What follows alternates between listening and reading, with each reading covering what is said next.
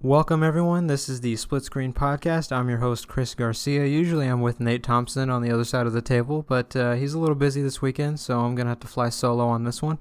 Hopefully you stick around to the end. I think I can handle this on my own. It's just, it's no different than me talking to myself all day at work and any other time anyway, so I figured might as well give it a shot. But for those of you who don't know what the SplitScreen Podcast is, this is just a small show that just two dudes do. And we just go over stuff that's video game related, whether it's the occasional news headline or release dates or just general topics that we want to discuss that we would normally discuss just, over a drink or something at someone's house. We figure we have some funny conversations, so we might as well just record it and see what happens. Sometimes we make some good points. Sometimes we sound like idiots. If you think we sound like idiots, I'm sure you'll let us know in the comment section down below. But I'm going to go ahead and get started here. We're going to do two topics today.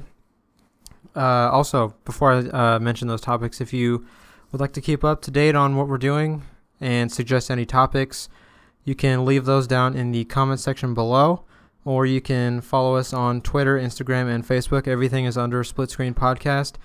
Those will also be linked down in the description below if you care enough to actually suggest topics to us. You can also submit questions that if you want us to answer some questions, whether they're gaming related or not, go ahead and send us those in the comment section or hit up those socials. You can message us or leave comments on our posts down below as well. So we have a couple of different topics today. One of them is games that got us into gaming. I think I wanted to start with something that everybody can relate to. If you play games, even if you don't play games, you've played some sort of game in your life. So we're going to discuss video games that got us, that kind of opened the door for us to play even more video games. That kind of just, that introduced us to mechanics, that introduced us to characters and stories and environments and things like that. So we're going to go over that, follow that up with any interesting headlines that I saw floating around the news today. And then we're going to start with something that, honestly, I haven't really thought of in a long time, but it's very important in the gaming industry, and that is impressive intro levels in video games. And what I mean by that is, I'm not talking about tutorials or things like that. I'm talking about games that just leave a lasting impression, that make you go, damn, I want to act, wow, voice crack, that go, damn, I want to actually finish and play this game and see where the story goes. That just leaves the good impression on you when you first start. The first topic today that I mentioned just a minute ago is games that got us into gaming. And I'm going to start with an example. So, being born in 1996, I had the luxury of playing on a few older consoles, the Sega Genesis, the Sega Dreamcast, the Nintendo 64, a lot of arcade games I got to play as well. And so I've had a little bit of experience with a wide variety of games. So I'm just going to go ahead and start with some older games that I really like, and then I'm going to kind of expand and kind of delve into why they got me into gaming in the first place, and also how other games kind of segued into the genres that I play now. So the first game that I'm going to bring up today is one that is such a classic. And if you haven't played this game, I don't even know what to say. It's so iconic. And it's a shame that this franchise doesn't get the better attention that it deserves. And that game, of course, is Star Fox 64. Now, I know those of you who are listening to this right now who know me personally are like, yeah, I saw that coming a mile away. But for those of you who don't know me, I am a huge Star Fox fan, and I've played every game that's ever come out for them, and I just wish that it would get the proper treatment that IPs that Nintendo has, like Super Mario. Of course, he's going to get all the attention. He's the big moneymaker, but I think that Star Fox deserves a little more attention, and I think fans of F-Zero and maybe even Metroid would agree with me. When I say Star Fox, the reason I say that is because that's the game that, one of the very first games that I played on my Nintendo 64 that my brother owned. And I remember when I was a kid, the very last level when you fight Andros. My brother made it there. He didn't do the difficult route. He went the easy route. And I remember walking in on him when he was fighting Andros, and he was blowing his hands up, the usual business that you do to Andros. And I said, wow, this game looks pretty cool. What is this? And so he explained to me what it is and the story, and he offered me to play it. But before I could answer yes or no, he blew Andros' face off, where the robot form comes out. And I don't know, just something about the way he moved and the way it sounded and the way he lunged himself at the screen to try and get you. It scared the hell out of me, so I ran out of the room. And I didn't play that game for a very, very long time. So when I went back to it and I learned the controls, and I was like, you know what, I'm just going to get over this fear of some video game character. And, of course, with some very very nice persuasion from my brother, a.k.a. calling me a big-ass baby about it. He wanted me to play Star Fox 64, so I eventually did. And I had a blast. I didn't know what the hell I was doing. I didn't know there was multiple ways to get to different levels. But the dialogue was good enough for me to understand what I'm supposed to be doing. And the gameplay mechanics were simple enough to where I got used to everything very easily. I think the hardest part about it, honestly, was getting used to the aerial controls where the up is down and down is up. But that wasn't really an issue. As I got older, I realized that there's more than one route. There's all these planets. I was wondering how to get to them, and I had to figure out the difference between mission complete and mission accomplished. And so once I started doing those, I really got into the game. The replayability was insane for me. So aerial combat on rails was something that I had never done before, but it was just, it opened my mind to not only the fun that the 64 is capable of, but just how fun something so simple can be with just a little bit of replayability and depth to it. So I'd say Star Fox 64 is definitely up there with one of my favorite games as the years went on. I hooked up the 64 in my room when I was in high school, I remember, and I meddled every single planet. And then I unlocked hard mode, and I just got nowhere on that. So for those of you who completed hard mode, I salute you and have meddled every planet. Man, I don't even know how you would do that. If you meddled every single planet on Star Fox 64 on hard mode, I don't even know what to say. You're an animal, and that's amazing. So other than that, I want to move on to another game that got me into gaming, and this is when I got a little bit older. When I started to understand more about games, how things work, and started to think about what works best, to strategize basically. So this is basically when I started caring more about video games. And I think this was when I was in either late elementary school or early middle school.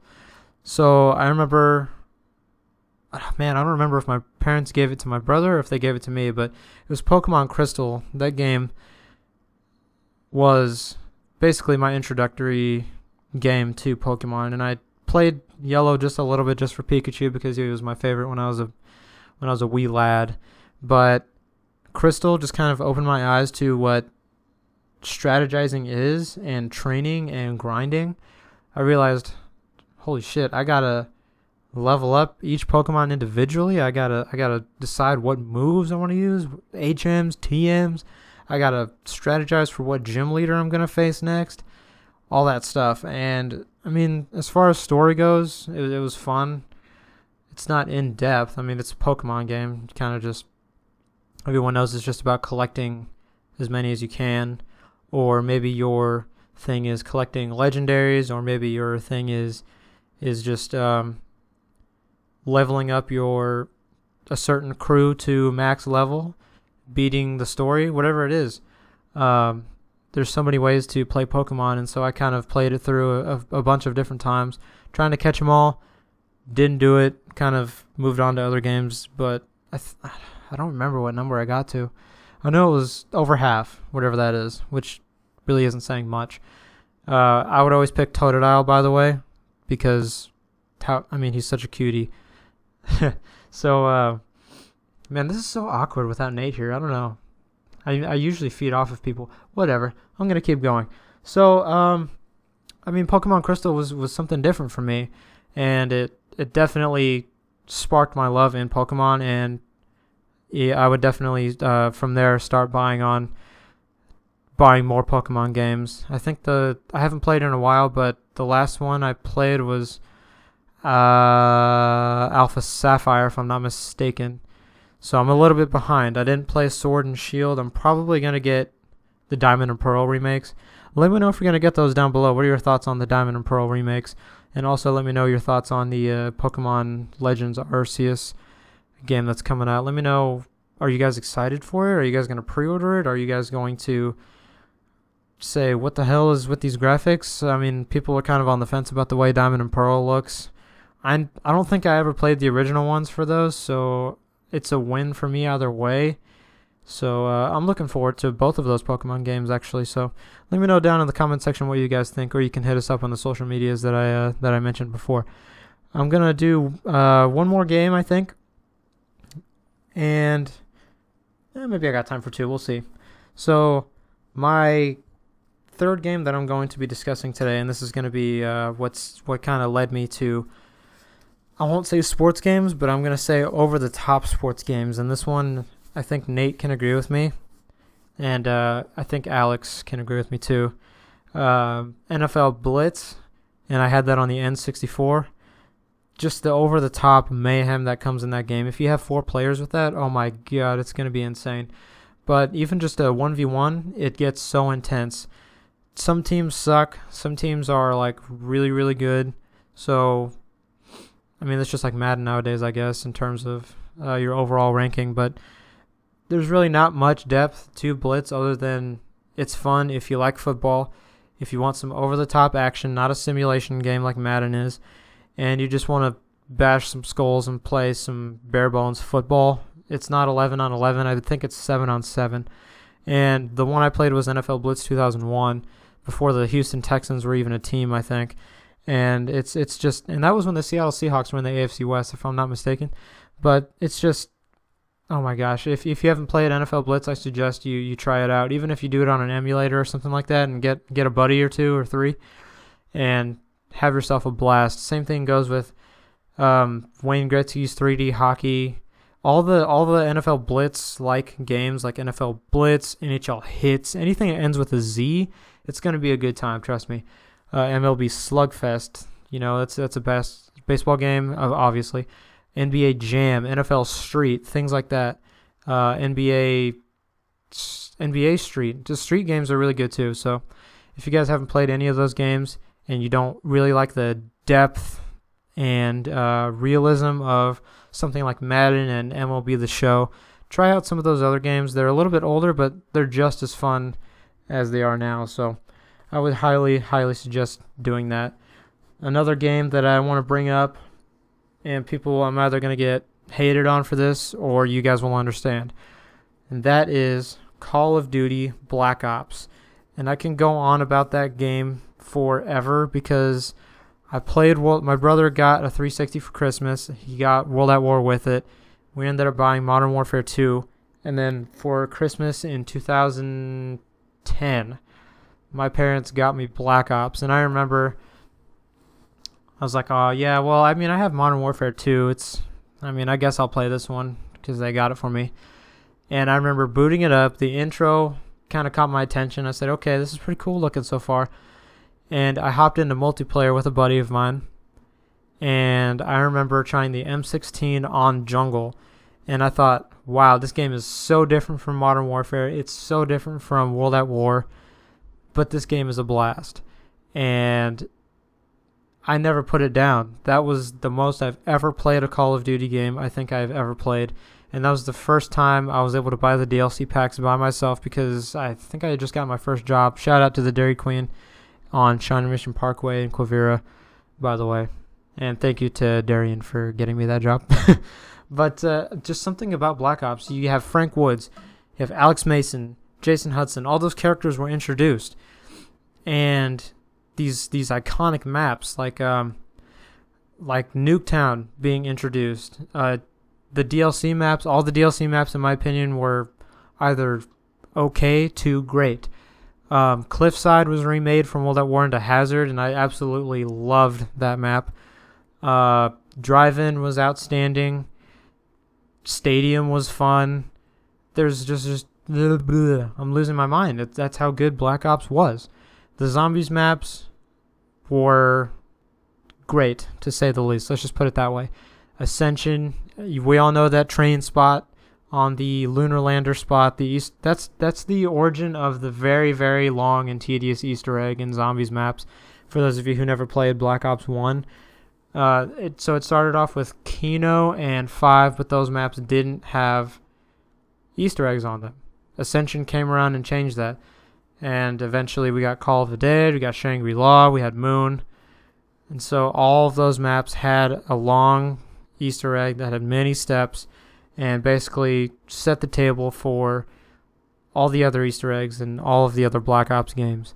So you have Black Ops to thank for that. So just the bottom line is the campaign was one of the better campaigns on the Call of Duties that I've played so far. The multiplayer was outstanding, so much fun, and different because they introduced COD points and they had like 15 prestige levels, and oh my gosh, there's so many hours on that game, and so that kind of and from there I think I started playing Battlefield, and I think it was Battlefield Bad Company 2 that my brother introduced me to, and oh my gosh, I played that so much too, but you get the idea. I didn't really play first-person shooters outside of World at War Zombies until I got Black Ops 1. And that's when I started playing multiplayer like that. And boy, did it stick with me after that. And so I'm gonna get hated on. Is it hated on? I'm gonna get some hate for this one, but Black Ops Cold War was basically an instant buy for me because being a direct sequel to Black Ops 1, how could I not buy it? It's my favorite one of my favorite games of all time. I could not buy it. But anyway, I think that's good right there. I think you guys get the point. Let me know down in the comment section below or any of the comment sections on our social media pages, Facebook, Instagram, Twitter, OnlyFans. Let us know what games got you into gaming. Was it sports games? Did you stick with a certain kind of game? Maybe it was a fighting game. Was it Mortal Kombat? Was it Soul Calibur? Let me know down in the comment section below what you guys like. So before we move on to the next topic, I just want to say, for those of you who don't know, here's some news that I saw recently that was kind of interesting to me, and I want to know your opinions on these things. So for those of you who don't know, Call of Duty Black Ops Cold War, and like I said before, some of you might think this is okay. Some of you are gonna just facepalm or hit your head on the wall. Call of Duty Black Ops Cold War is the best-selling game in the U.S. right now. So let me know your thoughts on that. Are you tired of Call of Duty being a yearly release and still somehow making money, even after dumpster fires like Advanced Warfare and all that stuff? And people didn't really like World War II. Let me know your thoughts on this headline. What do you think of Call of Duty Black Ops Cold War being the number one selling game in the United States right now? Followed by Monster Hunter Rise, and I think Outriders is in third, a game that just came out. I believe that was April 1st that it came out on April Fool's Day. And I'm not sure. I know it was an Xbox Game Pass Day 1 release. I'm not sure if... I don't think those are factored into sales since you're not buying the game per se, but you're just getting it from Game Pass. I don't know how it works. I just know that it's in third place right now behind Monster Hunter Rise and Black Ops Cold War. So let me know your thoughts down below, and let me know what you think about Outriders. I haven't tried it yet. By the way, Black Ops Cold War Season 3 is starting, I believe, April 21st, if I'm not mistaken. That update will go live on 12 Pacific time. That's 2 o'clock Central, my time, and 3 o'clock Eastern. So if you guys have Call of Duty Black Ops Cold War, Season 3 is starting soon. Season 3 starts April 21st. April 21st. So other than that, if you guys are up to date on some release dates, I'm just going to name a few really quick that kind of caught my attention. April 20th, MLB The Show. I believe that's a Tuesday. MLB The Show is released on PlayStation 5, I think PlayStation 4 as well, last gen, Xbox One, and Xbox Series S/X for the first time in the series. I'm very happy to finally get MLB The Show. I'm probably going to get that. That's also a Game Pass Day 1 release, so for those of you who pay for Game Pass and you need a baseball game that's actually pretty good outside of RBI Baseball or what is it, Super Mega Baseball 2? I don't know, is there a Super Mega Baseball 3? I think there is. Outside of those games, MLB The Show is releasing April 20th. And it's day 1 for those of you who have Game Pass, so check it out. April 30th, something that I'm really excited for, that I'm definitely going to get. New Pokemon Snap comes out, the sequel to the 1990, I want to say 7 release. It was either 97 or 98. I could be wrong on both of those. It was late 90s on the Nintendo 64. For those of you who have been asking for a sequel to that, finally coming out April 30th on Nintendo Switch. I'm really excited about that because I've been waiting. I never played the first one, but I watched gameplay, and it's always something that I really wanted to play, so I'm excited about this one for sure. May 7th, this one's for you, Darian Savage. Resident Evil Village comes out, PlayStation 5, Xbox Series SX, and last gen, I believe, as well. So for those of you who need a scare in your life, Resident Evil Village.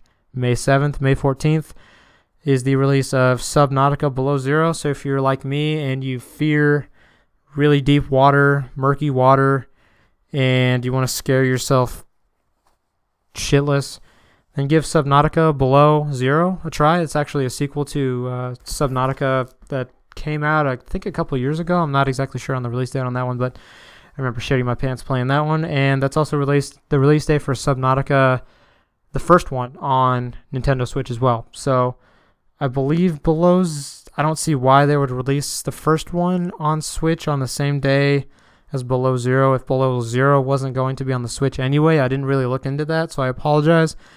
But the first one is at least going to be on Switch. I don't know about the second one. You might want to look into that. So, if you want to play a underwater survival / crafting game, check it out. It's pretty fun. June 8th, and I put this in there because this is actually really interesting to me. Chivalry 2 comes out. I didn't even know they were making a sequel to that. For those of you who don't know, Chivalry is like a medieval first-person / third-person medieval warfare game. It can be hilarious, and it can be really, really fun. So check out Chivalry 2, June 8th. June 11th, Ratchet and Clank Rift Apart. And then June 25th, something that I'm probably going to pick up too, Mario Golf Super Rush. For those of you who need another Mario sports game in your life outside of Mario Tennis on the Nintendo Switch, June 25th. So I think I'm going to stop there with the release dates. It's a couple months away, so we'll keep updating you on those release dates every week. But those are some release dates for you. Let me know what games you're excited for down below, and let me know why. So on to the next topic. We're going to talk about the intro levels in games that left a lasting impression with us. And I'll give you a first example. Well, I'll give you an example that is pretty close to my heart here. And I'm going to start old school. I think most of us can agree with this who owned a Nintendo 64. And that's going to be Bomb Battlefield in Super Mario 64. And the reason I say that is because not only was it a huge, huge step towards the way games are made now, but it's just such a fun level. This is the first time that you see Mario in a 3D level environment. And you see Mario in all of outside of, this is the first time I don't even know what I'm saying here. You get what I'm saying. This is the very first level that we get to play as Mario in a 3D environment. The music is iconic. We all know what the painting looks like when you jump into it. We all know the big mustache bomb at the top of the hill that you have to beat the shit out of and get your first star. We all know that feeling when we collect our first star. And when we talk to that red bomb at the very beginning of the level, we all know that feeling. and we'll never forget it. This is the game that basically set the bar for 3D platforming games moving forward, and really showed the capabilities of the Nintendo 64 and what it can do. So Bomb on Battlefield is always going to be one of those levels where I will never forget the first time that I jumped in there and the first time I collected a star in Super Mario 64. Another game that I wanted to bring up, and this one is for JD. Shout out to JD and the Pedroza Club. This one is Cairo Station in Halo 2, and this is the very first time. Well, first off, we get to see Master Chief in his brand new armor, probably my favorite armor that he's ever worn, and this is the level where we get to dual wield for the first time. Now imagine that. If for those of you who don't know, Halo 1 came out on the original Xbox, and we couldn't dual wield in that game. So when the gameplay was shown at E3, and it was shown that you can dual wield SMGs, you can dual wield pistols, you can dual wield some Covenant weapons, people were mind blown at that.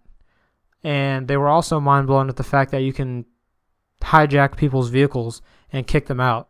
So it may seem little to you, but it was huge back then. And so I remember dual wielding SMGs for the first time and just mowing down grunts and elites and all that stuff. So, and not only that, but you get to see the view of Earth in the distance from the space station, and how the Covenant are invading and boarding the Cairo Station and fending off the Covenant troops from that. And this is also the level where Master Chief says the iconic line. I'm not even going to bother doing the impression, but he says he's going to give the Covenant back their bomb, and he sends it back to the Covenant, and it just shows, it basically confirms that, yeah, Master Chief is a badass, and in fact, his balls are so heavy and huge, it's not even the weight of the armor that's holding him down. It's his nutsack and how big his freaking nuts are for doing what he did in that level. So Halo 2 Cairo Station, I'm never going to forget it. I still play Halo 2 Master Chief Collection, and I'll play through that level every single time. No doubt about it. Another one that I wanted to bring up is, again, here we go again, boys, Star Fox 64 Corneria. Like I said, Star Fox 64 played a major role in my gaming life, and so I'm never going to forget Corneria. I'm never going to forget the boss at the very end of that. When he yells, when he says, "My Emperor, I failed you." When I realized that it's just, if you have the double powered lasers on the R-Wing, how easy it is as soon as you start the boss fight to just destroy his leg if you know how to fire fast enough, and then from there it's just shooting his backside. I'll never forget flying through the rings after saving Falco and taking the alternate route to Sector Y after that. And I mean, it's just such a fun game. The intro cinematic of you opening the wings, checking your G diffuser system, hearing Peppy, Slippy, Fox, and Falco talk for the first time, outside of when General Pepper is talking to you to give you, he's basically saying that the Cornerian army is worthless. So Corneria intro level is perfect for setting the table and setting the tone for what Star Fox 64 will be in later levels. And I think the last level that I want to bring to your attention today is an iconic level, City Escape from Sonic Adventure 2 Battle. And we all know the song to that, Escape from the City. We can all sing those lyrics together, right? This is also the level where we are introduced to that big-ass truck at the very end of the level that seemingly has no regard for human life and for some reason is the size of an entire street. So I'm not even sure how they were even able to get it into the city, let alone how the driver of that truck is able to maneuver those tight corners that Sonic goes around at the end of that level, and why that was even approved to be used in the city to begin with, but that's beside the point. And other than that, I mean, we all remember, for those of us who played that the part where you're basically snowboarding down the streets that are heavily inspired by San Francisco, down the hills, and going off the ramps and such like that. Just a great introductory level for Sonic Adventure 2. The game that introduced us also to Shadow. So Sonic Adventure 2 had a lot going for it. The only thing I wish it kind of had, but I can see why they got rid of it, was the open world like Sonic Adventure 1 did. The where you can run around the city, you can run around the Mystic Ruins and things like that, but that's just a minor gripe. I will say this, Sonic Adventure 2's level design was outstanding, and I noticed in the first Sonic Adventure game they would split it up into like 2 or 3 different sections, and it would have a small load, I guess, like a small gap to where it would load the next section of the level. And Sonic Adventure 2 didn't do that. And Sonic Adventure 2 also went into space, so that's something that's really cool. But as an introductory level, I think City Escape is the perfect starting point to start introducing other levels and other characters after that. So Sonic Adventure 2 was a great game overall, and it definitely helped that the first level was iconic. So I think I'm going to leave it there. I didn't want to make this too long because I annoy myself, and hearing myself talk like this is annoying me as it is. But I want to know your thoughts. What games got you into gaming and why? What games were they? What levels maybe? Was it a certain level? Was it a certain gameplay mechanic that you liked? Let us know down in the comment section below. Also, let me know what your favorite first levels in games were. There's a lot of games out there. There's a lot of first levels out there. I'm not talking about tutorials. I'm just talking about games that just left a really good impression on you and where you just knew it was going to be a good game. So leave those down in the comments section below. And if you guys, like I said at the very beginning of this, if you guys feel like it, go ahead and follow us on Facebook, Instagram, Twitter, OnlyFans. And if you guys are courteous enough to hit that subscribe button, we would really appreciate it. And I think that's it. Thank you guys so much for listening. My name's Chris Garcia. Hopefully Nate will be here for the next episode. And if you guys have any other suggestions on topics and questions that you would like to ask us, you can also hit us up on those social media links, all of which will be down below in the description box. Thank you guys for listening so much. Have fun playing games. Stay safe. Stay clean out there. Wash your hands. Wear a mask. Get vaccinated. All that good stuff. Just please take care of yourself. Take care of each other. And I hope you guys have a great rest of your day. Thank you for listening. And goodbye.